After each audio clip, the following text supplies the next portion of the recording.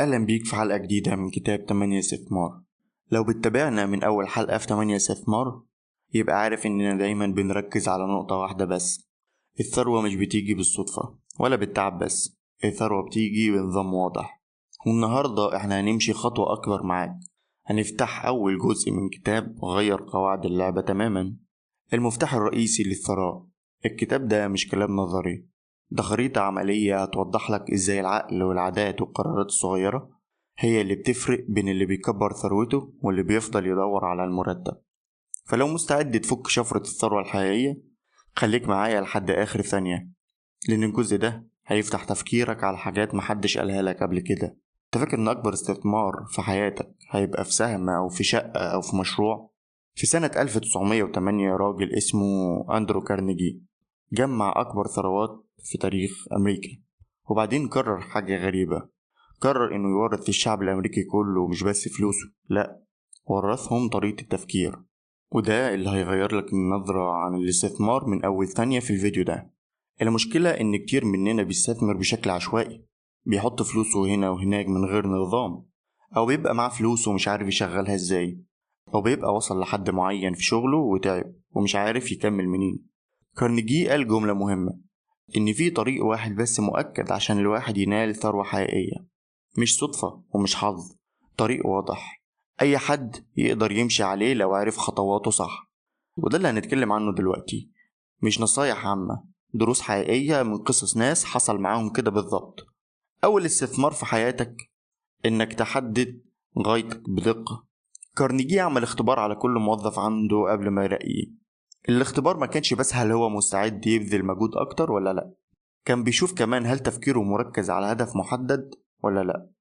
في راجل اسمه والتر كرايسلر بدأ كحرفي بسيط بيصلح عربيات جنب سكة حديد، جمع كل فلوسه اشترى عربية عشان يفكها ويفهم كل جزء فيها بعناية. أصحابه فكروا إنه خلاص فقد عقله، لكنه كان عارف هو رايح فين بالظبط. كل ما كان يشتغل على العربية كان يلاحظ نقاط القوة ويقلل نقاط الضعف. النتيجة شركة كرايسلر اللي بقت من أكبر شركات صناعة السيارات في أمريكا. الفرق بينه وبين أي حد تاني إنه كان عارف هو رايح فين، واشتغل على نفسه بدقة مذهلة لرحلته. استثمارك الأول مش في سوق ولا في أصل، استثمارك الأول في وضوح هدفك. تاني استثمار، عادة بذل المزيد من الجهد من غير ما تستنى مقابل فوري. في موظف بسيط اسمه كارل داونز كان شغال في مصنع. صاحب المصنع ده طلب منه خدمة بسيطة، إنه يجيب قلم رصاص. داونز مش بس جاب له القلم، ده سنه كمان. صاحب المصنع اتفاجئ وقال له شكرا. من يومها داونز بقى بعد انتهاء الدوام الرسمي دايما لو حد محتاج أي خدمة يعملها على أكمل وجه. وبعد شهور صاحب المصنع بدأ يستدعي لمهام أكبر وأكبر لحد ما وصل لمنصب مستشار، وثروته وصلت لمبلغ هائل. في المقابل في راجل اتقدم لهنري فورد يطلب زيادة في راتبه. فورد سأله قال له انت عايز مقابل خدماتك قد ايه؟ الراجل قال المبلغ. فورد رد عليه قال له انت بدأت الشغل معانا واديناك اكتر من اللي تستحقه بعد ما جربناك، واللي بيطلب زيادة من غير ما يطور نفسه ما يستحقهاش. وفي المقابل في قصة تانية بتوضح العكس تماما. راجل واثق من نفسه قوي راح يقدم على شغلانة عند هنري فورد. فورد سأله عايز تاخد قد ايه في الشهر؟ الراجل قال رقم كبير. فورد رد عليه بكل هدوء احنا اولا مش بندفع الرقم ده من الاول، احنا بندفع الرقم ده بعد ما نشوف انت هتقدم ايه فعلا، يعني لازم تبدأ معانا الاول وبعدين نقرر راتبك على الاساس اللي هتقدمه. الراجل رفض وقال بس انا باخد اكتر من كده فعلا في شغلي الحالي اصلا. يعني الراجل ده كان مقتنع انه يستاهل مبلغ كبير من غير ما يثبت ده بالشغل الفعلي. وده بالضبط سبب ان ناس كتير بتفضل واقفة في مكانها، بياخدوا قد اللي هم بيظنوا انهم يستاهلوه وما بيحاولوش يثبتوا انهم يستاهلوا اكتر، عكس كارول داونز اللي بيدي اكتر من المطلوب من الاول من غير ما يستنى حتى مقابل، وعشان كده بيقبض اكتر. الفرق واضح، اللي بيدي اكتر من المطلوب بيقبض اكتر او بيكسب اكتر. استثمارك التاني هو الجهد الزيادة اللي محدش شايفه دلوقتي، هو اللي هيرجع لك اضعاف بعد فترة. هنري فورد ما بقاش قوي اقتصاديا بس عشان كان معاه فلوس كتير، بقى قوي عشان وفر شغل الملايين الرجالة والستات، وعشان كده كان أول واحد يصنع عربيات بسعر يقدر عليه الناس العادية. ملايين وثقوا فيه. يعني الأمن الاقتصادي مش الرقم اللي في حسابك، الأمن الاقتصادي هو الخدمة اللي بتقدمها للناس. لكن لما تقدم خدمة مفيدة فعلا الناس بتحتاج لك، وده اللي بيحميك مش الفلوس اللي في ايدك. فلما بتستثمر وقتك في حاجة بتخدم بيها الناس، انت مش بس بتكسب، انت بتبني امان حقيقي مش سهل حد يهزه. استثمارك التالت انك ما تكونش لوحدك. كارنيجي قال جملة معبرة جدا، انه كسب فلوسه بمساعدة ناس تانية اشتغلت معاه، فحس انه لازم يرجع لهم الجميل ده، بس مش بأي شكل. كان حريص انه يرد لهم الجميل ده بطريقة ذكية من غير ما يخليهم يعتادوا ان هم ياخدوا حاجات من غير ما يبذلوا جهد او مجهود.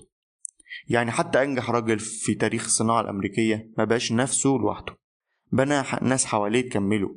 20 راجل و500 من قادة الصناعة الأمريكية العظماء اشتركوا في بناء الفلسفة اللي غيرت حياة ملايين بعد كده.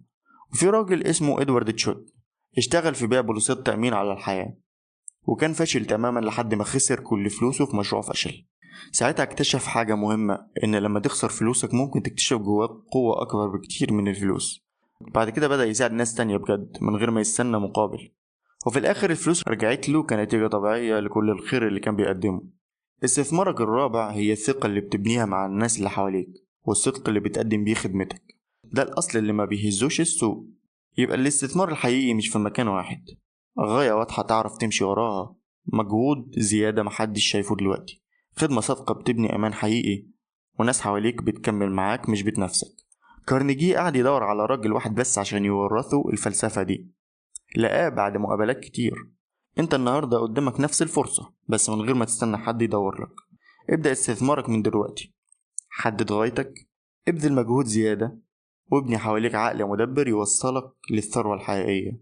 خلصنا النهاردة الجزء الأول من المفتاح الرئيسي للثراء، ولو حسيت ان الكلام ده غير طريقة تفكيرك شوية، يبقى انت على الطريق الصح. لكن دي مجرد البداية، لأن في الجزء الجاي هنقسم الجزء التاني من الكتاب، وهنكشف لك ازاي تطبق الأفكار دي على أرض الواقع من غير أي تعقيد أو لف ودوران. ما تسيبش الفرصة تفوتك، اضغط فولو وفعل الجرس عشان يوصلك الجزء التاني من أول ما ينزل. الثروة الحقيقية بتبدأ بقرار، والقرار بيبدأ بفكرة، وهنكمل معاك خطوة بخطوة.